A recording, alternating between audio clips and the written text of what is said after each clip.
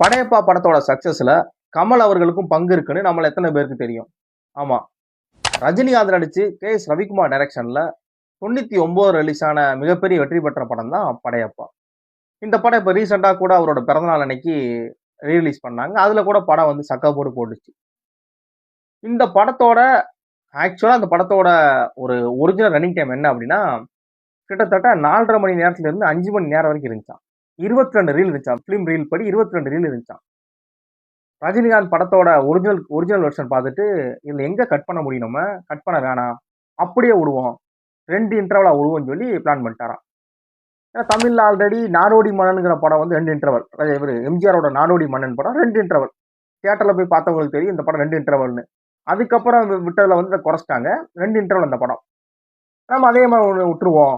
ஏன்னா படத்துல எல்லாமே தேவையா இருக்கு. என்ன பண்ண அப்படின்னு சொல்லி பிளான் பண்ணிட்டாரா. ரவிக்குமார் எவ்வளவோ சொல்லி பார்த்தா அவர் கேட்கலையாம். சரி ஓகே. உங்க சொல்ற ஆள் சொன்னாதான் கரெக்டா இருக்குன்னு சொல்லி கமல் சார் லைட்டா வந்து இதை சொன்ன உடனே கமல் வந்து இவர்கிட்ட பேசினாராம் ரஜினிகாந்த். என்ன ரஜினி எல்லாம் முடிஞ்சா என்ன இப்படி போய்கிட்டு இருக்கு அப்படிங்கிறப்ப முடிஞ்சாச்சு கமல் படையப்பா படத்தோட வந்து முடிஞ்சு ரன்னிங் டைம் தான் அதிகமா இருக்கு. 2 இன்டர்வல் விளாண்டுருக்கேன் அப்படின்னாராம்.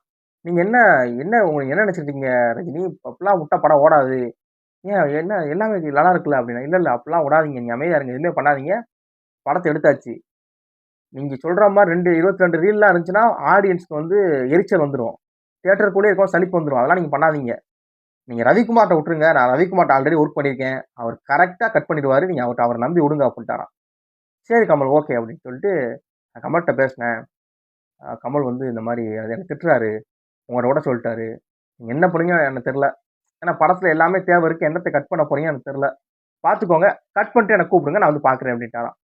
அதுக்கப்புறம் எடிட் டேபிள்ல வந்து ரவிக்குமார் உட்காந்து எல்லாத்தையும் கட் பண்ணி தேவையானதெல்லாம் போய் சுத்தி எறிஞ்சு வச்சதுதான் இப்ப நம்ம பார்க்கக்கூடிய இந்த வெர்ஷன். கிட்டத்தட்ட 2 மணி நேரம் 58 நிமிஷம் வரும்னு நினைக்கிறேன் இந்த படத்தோட. கிட்டத்தட்ட 14 ரீலா குறைச்சாராம். 22 ரீலா இருந்ததை 14 ரீலா குறைச்சாராம் ரவிக்குமார்.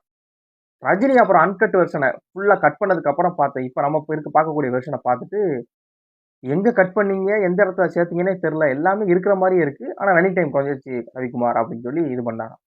ஒரு படத்துக்கு படத்தோட ஷூட்டிங் முடிஞ்சு படத்தோட கேஸ்ட் அண்ட் க்ரூ வந்து கரெக்டா நம்ம சொன்ன மாதிரி எல்லாமே நடந்தா கூட எடிட்ல படம் வந்து கரெக்டா இருக்கணும். கடைசி நேரத்துல வந்து ஹார்ட் டிஸ்க் மிஸ் ஆச்சு அப்படிங்கிற மாதிரி ஏதாவது ஒரு இது பண்ணிடக்கூடாது. அப்படிங்கிறப்ப அந்த மாதிரி விஷயங்கள் இருக்கு. என்னதான் படத்தோட ஷூட்டிங் எல்லாம் கம்ப்ளீட்டா முடிஞ்சு டப்பிங் எல்லாம் முடிஞ்சா கூட தியேட்டர் போற அந்த அந்த மிட் கேப்ல வந்து எடிட் கரெக்டா பண்ணணும். பண்ற நேரத்துல ஏதாவது ஆயிடுச்சுன்னா அதுவே படத்தோட இதை பாதிக்கும், சக்சஸை பாதிக்கும். அப்படிங்கிறப்ப இந்த ஒரு அட்வைஸ் பண்ணதுல வந்து கமல் அவர்களுக்கும் பங்கு இருக்கு. இந்த ஒரு விஷயம் உங்களுக்கு இதுக்கு முன்னாடி தெரியுமா தெரியாதா அப்படிங்கிற